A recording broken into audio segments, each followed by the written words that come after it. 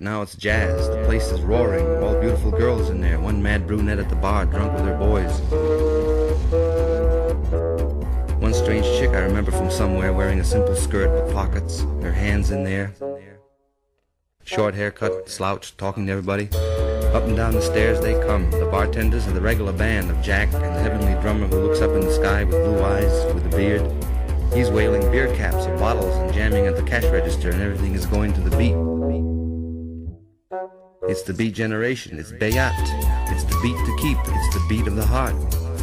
It's being beat and down in the world, and like old-time lowdown. And like in ancient civilizations, the slave boatmen rowing galleys to a beat.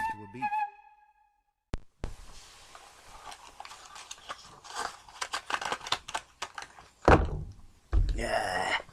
Let's see. Time for another cigarette. Like I need a cigarette.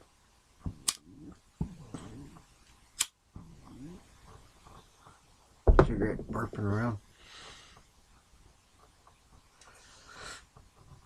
Kinds of bullshit.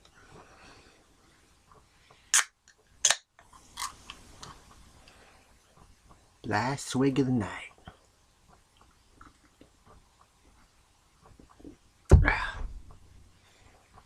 Well, I think I've had a few stories about my college years going downtown and drinking.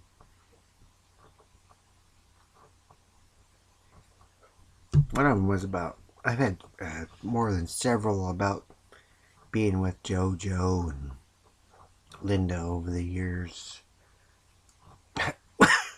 We got barred out of probably about 2 or 3 different bars over my college years. We hung out downtown a lot, and I had the one about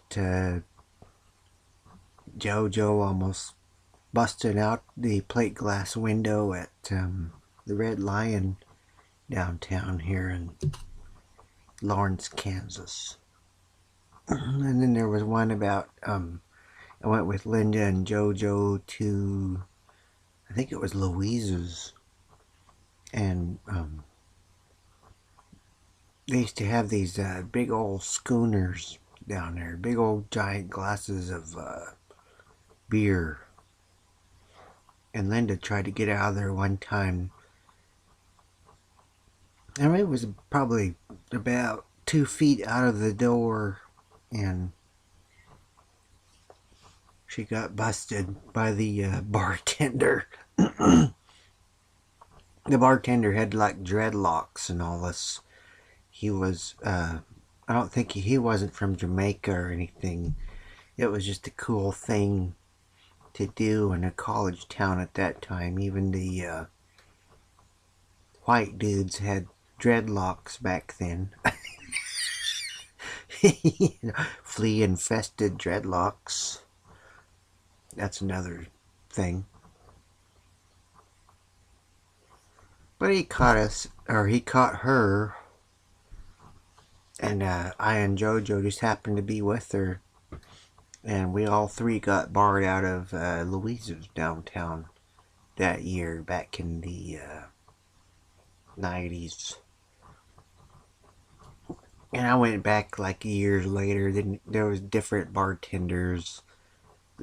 Being this is a college town, you get barred out of some place, you can go back like several months later, and there's different bartenders, and they recycle them quite often here. Recycle the bartenders.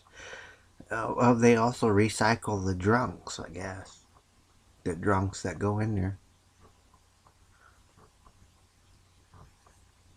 Some of them end up in the park. Some of them end up sleeping in the park or in the woods outside of this town. It's the what was in the newspaper over here a while back. It's the biggest hangover town in the United States as far as college towns go. But with that, I'm gonna make this try to make this a short video and read a little poem like I usually do. There's not gonna be any music in this. I don't feel like going through the YouTube clicks and all this and that. And do you accept that we gave you the YouTube oh shit, I'm kind of getting a buzz, damn it, I'm getting a buzz. I better just read for you dirty bastards. Here's the reading. Stumble out of the bar at high noon, chains around your broken ankles, and gunfighter saloons closed for one more day of eye for an eye patch vision. Middle of the day's new comes with the crowd staring at a drunken beast of a man who looks sideways, up and down, fool smile. Step on a crack and break your happy hour back. Shooters and looters, beware of this being who has no meaning.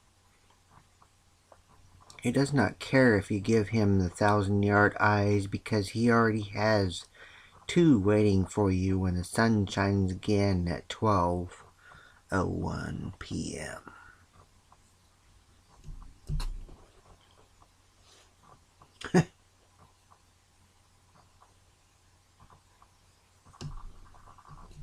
And that's my radio crazy for tonight.